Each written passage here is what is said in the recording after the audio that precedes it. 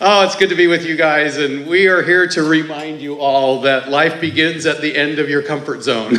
I love that quote, and we're about to put everybody in the end of their comfort zone when we bring in the Ironman event for the second time this year, or second time in 2 years. A year ago, we had this event, September 20th, coming up September 21st, the Ironman race, and this is what it did last year. Incredibly successful, mainly thanks to so many of you who volunteered, community leaders, agencies, the first responders, all of those folks that got involved and helped bring this about. It's just amazing what this kind of an event brings to our community. We're so excited to bring it back. But you can see the numbers there, 7 million in economic impact, 10,000 visitors came to town.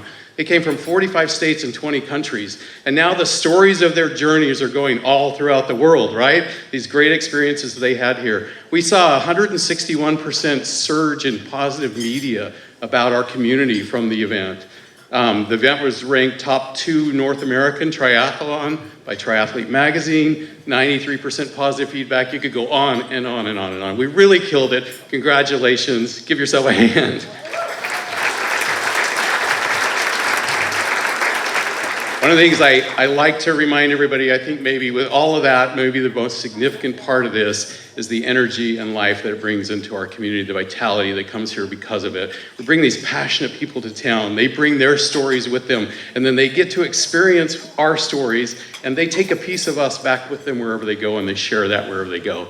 So, details on the event. September 18th through 22nd is really race week. Everything will happen. I'll go through the logistics of it really quick, but the race day is Sunday, September 21st, swim, bike, and run. And so let's go over some of the details just so you're all aware of it, because what I want you to do is go back and tell everybody that you work with, this is coming, be ready for it, gear up for it. The swim starts at Howard Amon Park, and I think, yeah, I can point it up there. Columbia Point Marina down here is where the transition area is. And so all of the bikes, all of the gear, everything, the athlete village, is all at Columbia Point Marina, but the swim will actually start upstream. They'll jump in the water and come downriver 1.2 miles, jump out of the water and jump onto their bikes. And this is where it gets really interesting. So as best I can describe this, and I'll put the laser pointer on this side, but starting here at Columbia Point Marina, the bikes come out onto Bradley Boulevard and then G-Way and head up G-Way all the way up to Spangler. Well, they'll cut across and come back down Stevens and the bypass highway.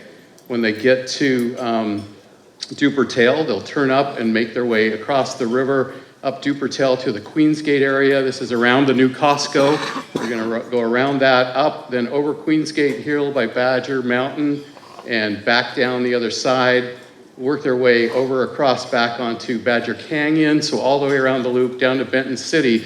They don't go under the freeway there. They turn on Jacobs Road and come back up Jacobs Road. This is Goose Ridge Winery, the production area and the vineyards there, all the way back up to Dallas. Come back down into town on Dallas and then head out over on Keene, down Paradise and Bombing Range and back into town the same way they came, working their way back into town. So this is, I'm sure this is like a big parade, 2,500 very healthy people on their bikes. That's the way it goes. So there are gonna be some traffic implications. And so you can see the areas, if you're on this side of G-Way, trying to get across the road during the hours that they're there are gonna be a little tight. So you're gonna wanna plan your day accordingly. We've done some things to open up the course this year. We used to, last year we ran it across this way and we created this bubble where nobody could get out. Well, now you can get out this way, but we still recommend that you either get involved in the event or maybe stay home for those hours, okay? Because it definitely is gonna cause some congestion over the hours. Again, the bike from about 6:45 to 1:15.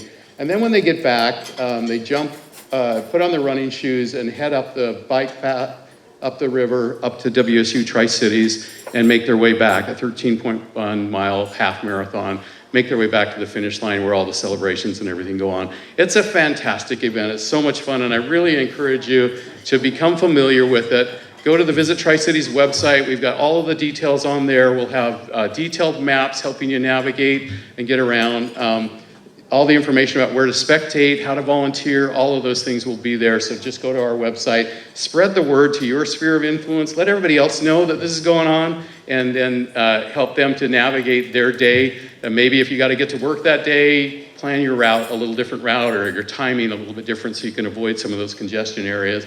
Or most importantly, if you can, join the activities and support the participants. It really is a fantastic event. We're excited to have it. And I got a little video to pump you up, and then I'll get off stage and turn it over to the real important part of this meeting. There are places built for greatness, where wide rivers carve through desert hills, where the wind whispers strength and the sun rises to cheer you on. Big sky calling out, heard my name. It's in my blood, born wild, and I can't be tamed. Yeah, yeah. It's time to stop asking what you should do. Stop asking what's possible. Start asking what's in you.